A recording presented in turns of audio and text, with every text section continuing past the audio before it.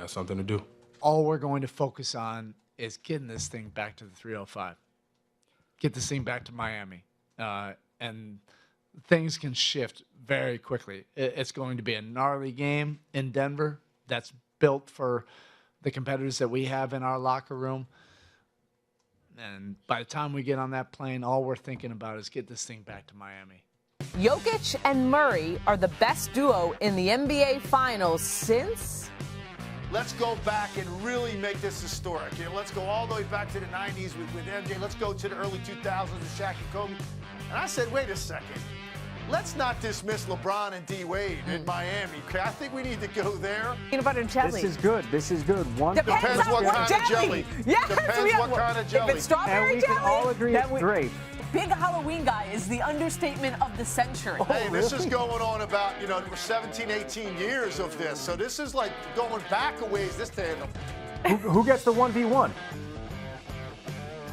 Ask Roy. He knows what happened last time we played in LA. I don't remember last time. I don't know. You talking about when I was in high school? Game 4, you can watch it live right now by downloading the ESPN app and logging into your cable providers now. Thank you so much for watching Hoop Streams, presented by DoorDash. We'll be back Monday for Game 5. For Gary, Legs, I'm Cassidy. Thanks so much for watching, and enjoy the game.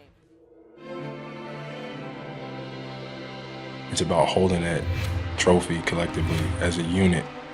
We don't have no quit. We're gonna continually fight.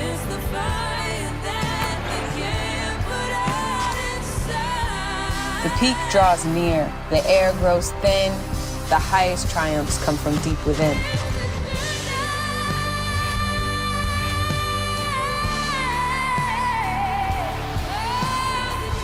We are still desperate, we still want it. We need to win one more.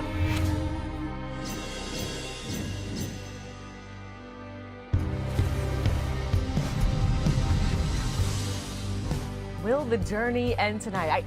Every time I get goosebumps hearing that song. I know, she's so good. She's so stinking good. Welcome into Hoop Streams. Ahead of Game 5 in the NBA Finals, I'm Cassidy Hubbarth, alongside Christine Williamson in our Bristol studios. And we have one of the best teachers in the game. Yeah. You can catch them wherever they're talking about the NBA, but most specifically on our post-game Sports Center, where he breaks it all the way down. Tim Legler, thank you for joining us from D.C.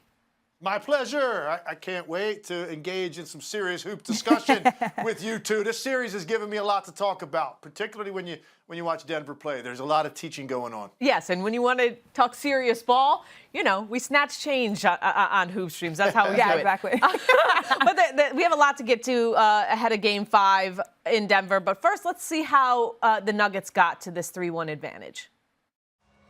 We're just ready to win a championship. We have the tools to do it. It's been on our minds for a while, so we're just locked in, ready to do this thing. Step back, Murray. Got it. Jokic from way downtown. Oh, what a pass! And a strong finish.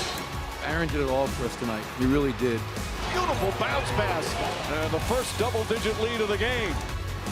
Jamal Murray with a huge three-pointer. Competitive spirit, defensive intensity that put him in position on the verge of being a game away from winning it all. Just an incredible victory for the Nuggets. And it was just a monster win for Denver in Miami. Legs, what stood out to you the most?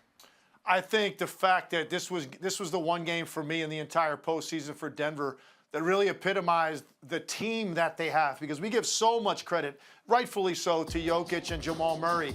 But when you look at the contributions of the rest of the guys in this team, the game that Aaron Gordon had, he was sensational. Bruce Brown came off the bench and was dominant. And even guys that didn't necessarily put up big scoring numbers, like Jeff Green, took one shot in the game, and it was a critical corner three-pointer. KCP had one of the biggest defensive plays in the game with a double strip of Jimmy Butler on the same possession that basically prevented a layup, led to a run-out layup at a key time when Miami was fighting to stay alive. So even those guys made big contributions. And I just thought, for me, watching that, saying to myself, I don't know that we're necessarily maybe giving Denver, the basketball team, and Michael Malone enough credit because we focus so much on Jokic's greatness most nights. And it's because it is kind of mesmerizing to watch him. But that game, I think, typified what they're all about up and down their roster. Okay, let's talk about that a little bit more as we go to our favorite place. Legzoland. So last show, Legs, you guys were talking about, is that supposed to be your hair? That's supposed to be you. I feel like you don't have that kind of hair. I got to show my son that animation. He's Yes. going to flip out when he sees that. That's Yeah. amazing. That is amazing. Very cool. Okay, so last show you guys talked about the fact that Jokic and Murray were an amazing dynamic duo for the Denver Nuggets, but you just mentioned how Aaron Gordon and Bruce Brown had huge games in Game 4. They each scored at least 20 points on 70% field goal attempts in Game 4. So the last pair that did that, by the way, was Michael Jordan and Horace Grant in 1991. Game 2 versus the Lakers. How exactly were those two able to get it done? Yeah, and look, I'll give you one more number, too, because those two were incredible. But how about this? How about outside of Jokic and Murray, right? So the rest of their team shot 60% from the field. I mean, you talk about getting support for your stars. They got it done. And, I mean, Aaron Gordon was phenomenal. And he's going to get opportunities in this series because of the way you have to defend Denver. And he has taken advantage of every opportunity he's gotten, particularly playing against smaller lineups. And then Bruce Brown comes in, and he's a little utility knife for them. He can do everything. He defends whoever he's asked to. He can step out and make threes. He can score in transition. He's probably their second most important guard in terms of handling the ball. So I just thought those guys were really sensational. And then there was a stretch that was so critical when Jokic got his 5th foul, and I thought that was the biggest stretch of the game, or else Miami potentially has this at 2-2. And I thought this shot right here, this is the one they're going to be remembering, because if you recall, that was after a timeout. Jamal Murray, 5-point game. They run that down screen for Jamal Murray to get a 3. He knocks it to 8, just like that. All the air in the building left because the crowd was trying to rally that team. Jokic is in foul trouble. What are you going to do here? String together 2 or 3 stops? Maybe the Heat take the lead and hold on. Instead, that shot by Jamal Murray was the big answer, and then they got some more closing baskets out of the rest of that supporting cast. I mean, without a doubt, that moment with Jokic on the bench, without the 2-time MVP, the rest stepping up, that was a huge game changer, without a doubt. Now, another part that was a key part of the Nuggets win was Jokic's deflections. He had 7 deflections in Game 4, more than double any other player on the court. He also had more deflections than he had in the first 3 games combined, having 7 and just 6 in the 3 combined. So how underrated do you feel that stat is? Huge. And in fact, go back to the post-game sound and listen to Eric Spoelstra. I don't think I've ever heard a coach on a losing team, when discussing some of the key elements to the game, say, yeah, and the kicked balls played a big factor. I mean, think about that. That's how dramatic it was. And the reason he said it was because all of their timing gets disrupted when you're getting deflections. And I think Jokic got credited with 4 kicked balls.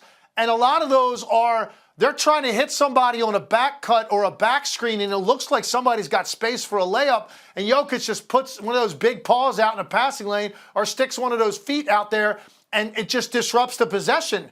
Now Miami's got to take it back out on the side or pick up the deflection, and now you're playing scramble mode deep into the shot clock. So it might not sound like a big deal, but it is, again, one more element of the way that Nikola Jokic impacts games. And it's really all done with his IQ, because he's reading the passer's eyes. He understands what they're trying to get. He knows where that ball has to be delivered, and he's quick enough to get a piece of it and really affect Miami offensively. So I thought it was pretty interesting, because I've never really talked a lot about deflections after a game, but I was the other night. I feel like that goes along with what you were saying last week, when you were saying that the game is just very slow for him. He's playing at a different speed than everyone else, so he's just already ahead of everybody else. Another thing, he's been absolutely unstoppable this entire postseason, so much so that he leads everyone in 3 categories. He's first in points, first in rebounds, first in assists. So is there anything that can happen tonight that would prevent him from being the Finals MVP? No, I can't imagine. And that's the great thing about Jokic. And, you think to yourself, he could have a bad scoring night. Like, it's possible. He just doesn't shoot well. maybe Miami blitzes him a lot to make him give it up. And let's say he gives you a 15, 16-point game. Well, the problem is he's probably going to get 15 rebounds. He's going to have double-digit assists. So the amount of offense he's generating, even if he doesn't score directly, is still going to be so impactful. I can't envision any scenario. The only scenario that I can envision where Jokic does not get the Finals MVP is if somehow Miami forces this to like a 7th game, and then either the Heat win it or Jokic has 3 straight subpar games while Jamal Murray goes off. That's the only scenario I could envision, but if it ends tonight, Nikola Jokic is going to be the Finals MVP, for sure.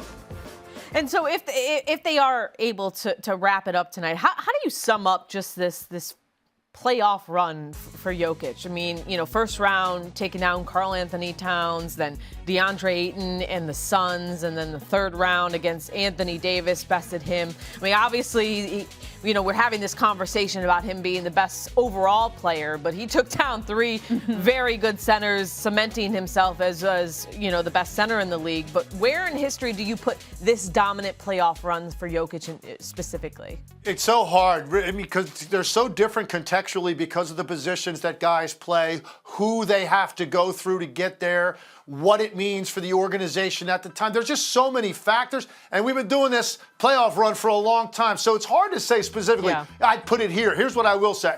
It's one of the greatest individual runs through a postseason this league has ever seen, and I think what he has done in the process is cemented himself as the most versatile offensive big to ever play. And people think that you're using hyperbole or you're exaggerating that point because you're a prisoner of the moment. No, not. Think about this. Pick your great center. I'll give everybody, just pick whoever you want. You want to go Shaq, you want to go Wilt, you want to go Kareem, you want to go Hakeem Olajuwon, you want to go David Robinson. Pick your big. And then think about all the things Jokic does. And I can immediately name something that he does that each of those guys can't do. And it's really probably first and foremost the playmaking, the fact that you can take it off the glass and lead a break and make great decisions in the open floor, the fact that you can step out and shoot a really high percentage on catch and shoot threes, that you go to the line and make 83% of your playoffs, your free throws in the postseason, that you can, dominate the glass every single night. You can score with your back to in the paint with your back to the basket. You can hit floaters, runners. I just think he's the most versatile offensive center we've ever seen, and he has absolutely cemented that in my head and hopefully most of the people watching him during this run. But it's hard to say historically, I'd put it here because there's so many great ones that we forget about over time. Yeah, that's fair. I want to talk a little bit about history in 2 seconds because I just saw the tweet on the bottom line that said that he was going with the Joker showed up in the John Wick attire before this one. It said he showed up in the John Wick attire for the game tonight. I really wish we could see exactly what that looks like because I feel like he's usually very casual. Oh, he was suited. Oh, yeah. No, he was suited and booted. Okay, I didn't see that. But good to know. Okay, so true or false, I know we just talked about where he kind of ranks in history, but true or false, if he wins the NBA title this season, he will surpass Dirk as the greatest European player in NBA history. I'm going to say false. He's not quite yet. And here's why. Because I just think it's too quick to dismiss Dirk's career. Here's the thing. He'd have one more MVP. They each would have one championship at that point if Jokic finishes it off. Here's the thing. I want to see some longevity with Jokic, and I also think about contextually who they beat to get their title matters to me. When I look at Dirk and beating that Miami team that wasn't supposed to lose any finals after they put it together, and Jokic, not his fault, but they did. This is an 8 seed that they are getting in the NBA Finals. There's more to come from Jokic. There's plenty of time. When it's all said and done, he most likely will be. Yeah, this Denver team overall is still very young. So we will see. I'm sure it'll be waxing more poetic if they can get it done tonight about Nikola Jokic. But right now, we're getting ready for Game 5 as you're watching Hoop Streams ahead of the NBA Finals in Denver. Last time the Heat were in this situation was in 2020, down 3-1 in the NBA Finals versus the Lakers. Playoff Jimmy put up a 30-point triple-double to stave off elimination. Will we see Himmy again tonight? Curry sets fire. Bang! From way downtown. Chemical ball throws it down. I feel it's an honor and a privilege to call these games. Oh, blocked by James. but I also think it's a responsibility to do those moments right. Back out to Allen. His three-pointer. Bang! Pulls up. Bang! Bryant. Bang! Kevin Durant. Bang! Curry fires. Bang! When you see the best on the biggest stage do these unbelievable things, it's just why I'm a screaming fool sometimes. Shot blocked by Antetokounmpo. One-on-one. Irving puts it up. Kyrie Irving from downtown. One of the great pleasures of this job is watching where all the work, all the sweat ends up with what they all set out for as their number one and only goal. Happy 100th finals game to the legend, Mike Breen, the Hall of Famer. Tonight, he will make that historic accomplishment. And here on Hoop Streams, we love Mike Breen. Who doesn't love Mike Breen? And he loves us back so much that he just walks through the picture with no regard for our content. And he did it on purpose. We were taking a picture to, promote the show last year. You see that look back? That was those are just GOAT things. Amazing. Those are just GOAT things. You just, excuse me, GOAT coming through. Got a call in, an NBA Finals. Just perfection. Bang. He should have said that. Love it. Love it. This captures it all. So look, it's hard to, put into words just how much he means to, our company and also just being the voice of the NBA. But we wanted to go through some of his greatest calls throughout his career, and we're going to do this dueling style. So we're going to match them up, and then we pick the winner until there's a final one standing, okay? So let's roll the first one. Knicks down 3. Should the Bulls foul? No. Anthony for 3. Bang! That one goes down, and the game is tied. Okay, so, of course, there's a little extra oomph in a Knicks call because, of course, he loves his Knicks. And that was 2012 versus the Bulls. Carmelo Anthony pulled up to tie the game. So, all right, we're going to put it up against the next one. Roll it. They do have a timeout. Decide not to use it. Curry, way downtown. Bang! Bang! Oh, what a shot from Curry! With 0.6 of a second remaining. I love me some Carmelo Anthony's, but the double bang legs. I take the double bang. And I'm just so biased because that shot, that moment by Curry is something I'm never going to forget. I remember being in a sports bar in Philadelphia, and there were people there that weren't even interested in the NBA that were glued to what Steph Curry was doing in that game, and then to pull up from where he did to basically end that was just absolutely amazing. So I'll go with that one but I'm biased. And I think that was the first double bang, and I think Steph Curry actually released some double bang shoes, which is an awesome colorway. Oh, there you go. And he said, and Steph went up to Mike and said, if there's ever a triple bang, it better be one of my shots. So we'll see if he'll ever pull that off. All right, let's see. So the double bang moves on. Let's see. Let's roll the next one. Bryant with the save. Oh, you got to get a shot here. Final seconds. Bryant for the win.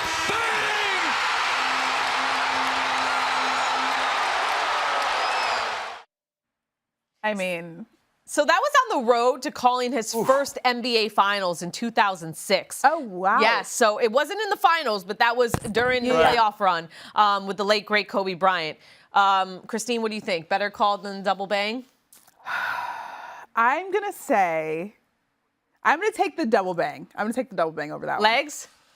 Oh, I'm gonna lean toward Kobe on that one. That's Kobe, man. That's the deciding factor here? Oh, shoot. That's the one reason that I was like, I'm going with the double bang, too. I'm sorry. There you go. That's all right. You can't lose. There are no losers here. Yes, exactly. Let's put the double bang up against the next one. Roll it. James catches, puts up a 3. Won't go. Rebound, Bosh. Back out to Allen. His three-pointer. Bang! Tie game with 5 seconds remaining. Okay, we all know the shot. That one. Legs? Yeah, I'm going with that, too, because he described, think about all the different things he had to describe in that call. Yes. LeBron's shot, the rebound, and then the shot by Allen. So it's a lot going on right there. And that bang came from, it wasn't a double bang, but it came from there. It came from deep in there. Right. Yeah, that's a grown man. That's a grown man bang. All right, let's roll the next one. Taken by Iguodala.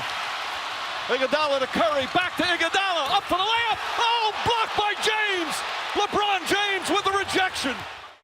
See, this is is one of the things I love about Mike. I mean, he's simplistic in the way that he describes things, but with such emotion. And that when he with the block to me is like you just felt everything that you could possibly feel in that moment on both sides.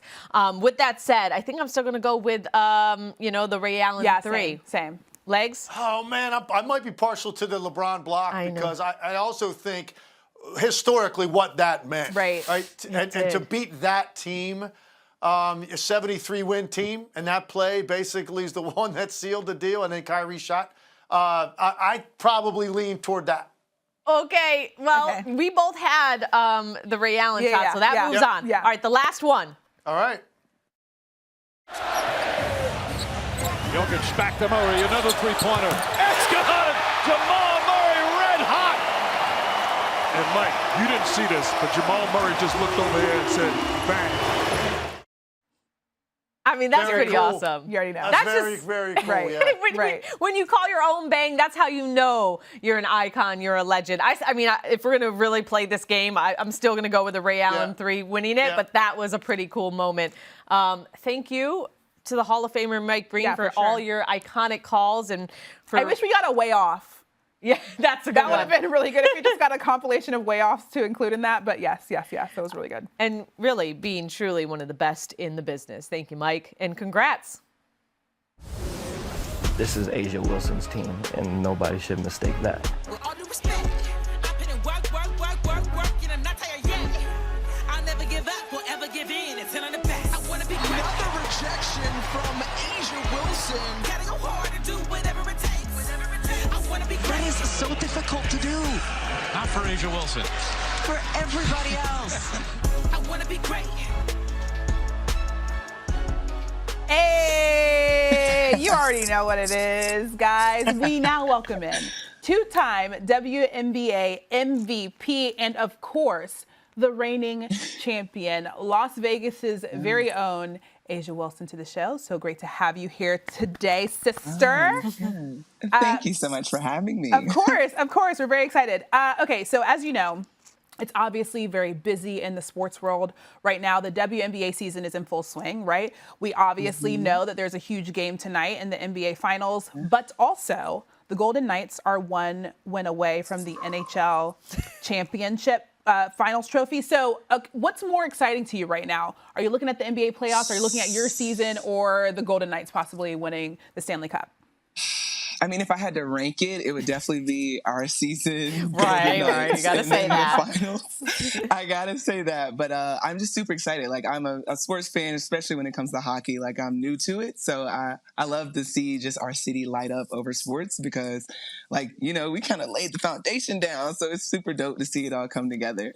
Yeah, they got to take notes on how to throw a parade from y'all if they end up winning. And the same thing if the Nuggets can take care of business tonight, because this will be their first NBA championship. Jokic, though, he's a two-time MVP like yourself. And being the best once is tough, but how does one, as in you, find that type of consistency? How do you apply to what Jokic has been going through? I mean, the biggest thing for me is like you don't want to change too much. You just want to bring back something every single year. And I try my hardest to add little things to my game and little things to my toolbox that I can use in the season and go from there. But it is hard. I mean, our leagues are so elite and we're so good at what we do. And there's others that are the same. But, you know, you try every single year to try to be the best that you can be and then let the chips fall where they may. Okay, so obviously the Nuggets, they have a shot at winning the finals tonight, right? It's a closeout game. Yeah. You beat the Sun last year 3-1. So you know the feeling of what it is to have a closeout game. What is it like knowing that the other team has their backs against the wall? It's hard. It really is hard because basketball is one of those things where it's a game of runs, right? And you don't want to fall into those traps, and you just got to maintain the focus that you've had from game one all the way leading up to game 4 in our sense. And it's hard because I feel like those are the times the game is the longest game you'll ever play and every shot's falling. But you just got to maintain and remember what got you there and just continue to do that. And we know you are the ultimate competitor. We've seen, all that play out on the court for you. But we also know that you're a huge hoop head. You're a huge NBA fan. So watching this Miami Heat team and what they've been able to accomplish throughout these playoffs and what they have in front of them, the huge obstacle they have, what are your observations of what this team has been able to do, and can they pull off a win tonight?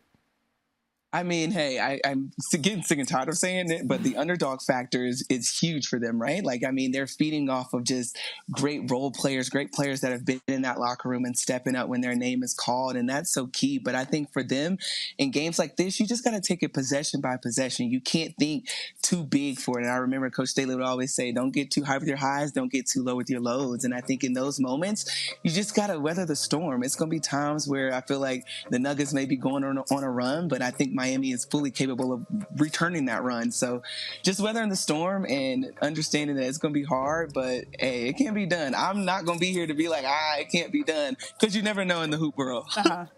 Let's talk a little bit about the Aces specifically and the W as a whole, because obviously as people that have been involved in sports for a very long time and watched how the W has grown over the last couple of years, especially after all of the conversations about the fact that the WNBA, the facilities and just all of the resources that the league has had isn't up to par necessarily. As we know, the Las Vegas Aces, your squad, got an amazing practice facility this offseason. And obviously you guys are getting a chance to take advantage of that this year. Where exactly do you feel like the league is growing? How important was this move for at least the Aces squad in order to grow the W a little bit more?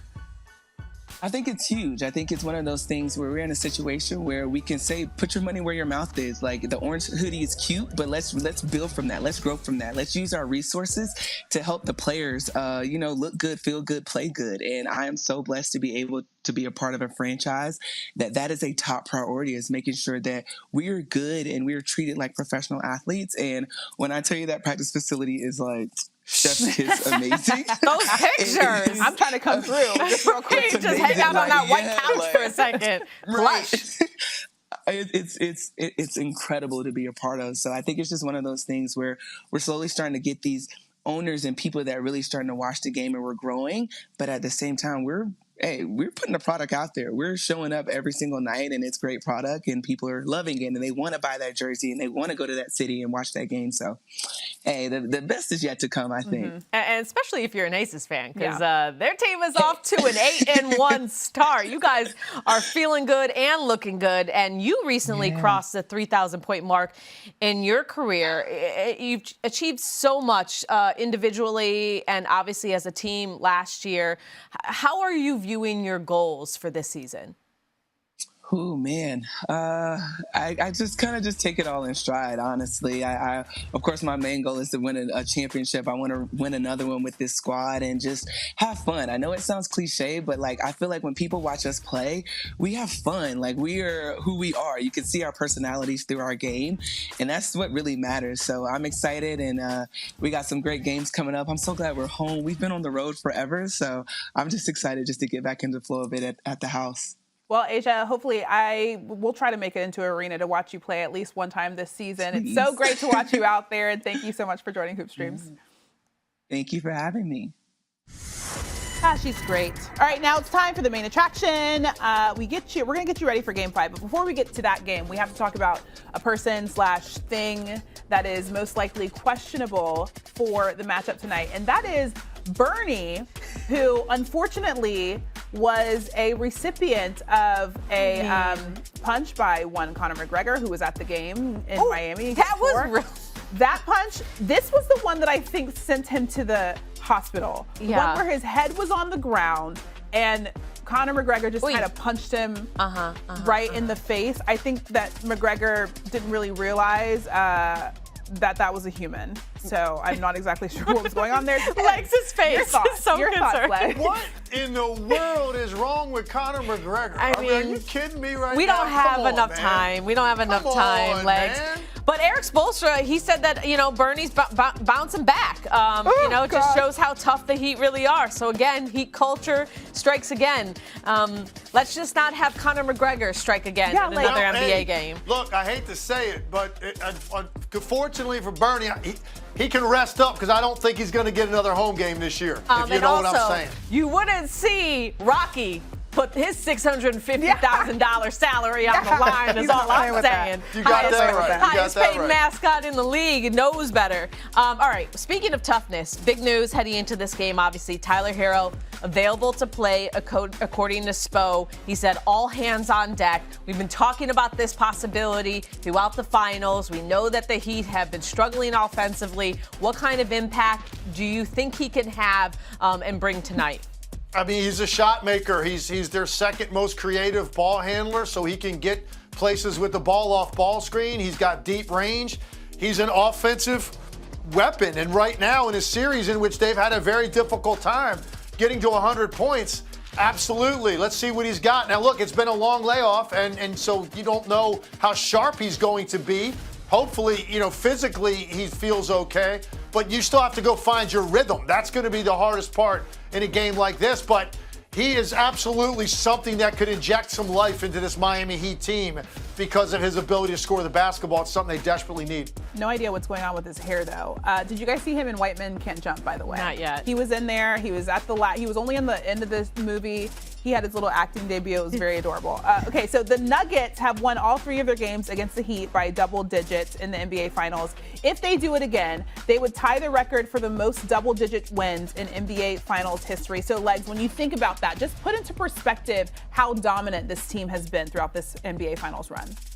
Yeah, I think what they have done is they've basically drawn a lot of people in to understand what this team's all about that maybe weren't watching the Denver Nuggets much us in the Nikola Jokic era. I think that's what they have done. The buzz that's been there every night.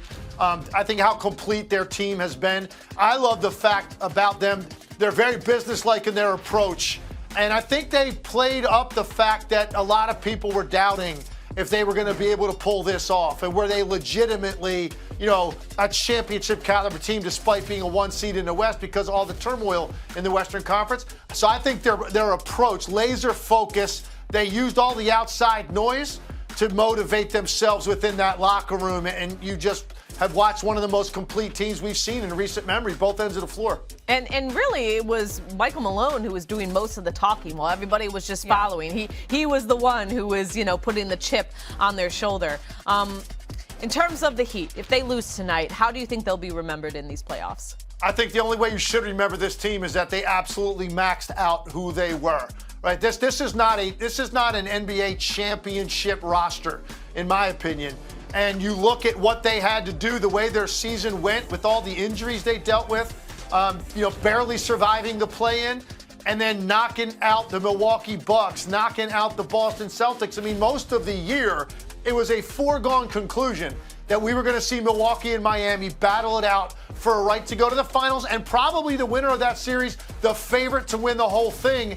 And the Heat took out both of those teams on their way to get to the finals, and then they just ran in to a team that's, getting it done on both ends, and a player that I think they finally went up against that there was no answer for and how to slow him down and limit him. So they have gone, and look, we're not saying it's over yet.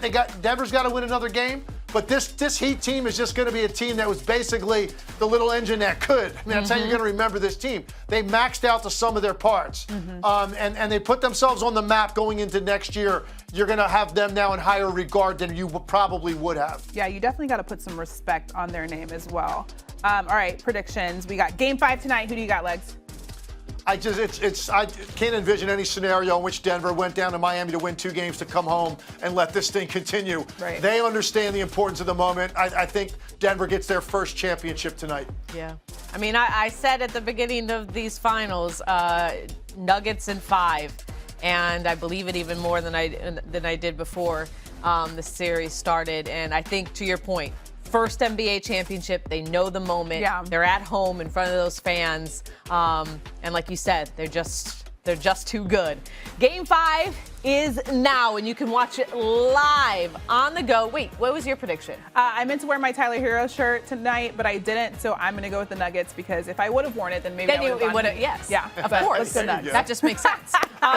Log into your cable providers now to watch the game live on the ESPN app. Thank you so much for watching Hoop Streams. Game 6 is Thursday, if necessary, and we'll be here for that if the Heat win tonight. Thank you so much for watching. For Christine, Legs, I'm Cassidy. See ya.